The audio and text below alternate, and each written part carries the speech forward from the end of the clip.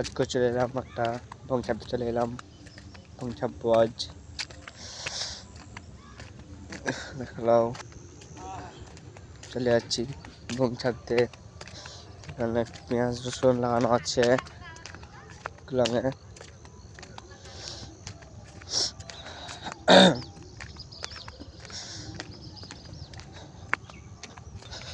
চলে এলাম ভং ছাপতে।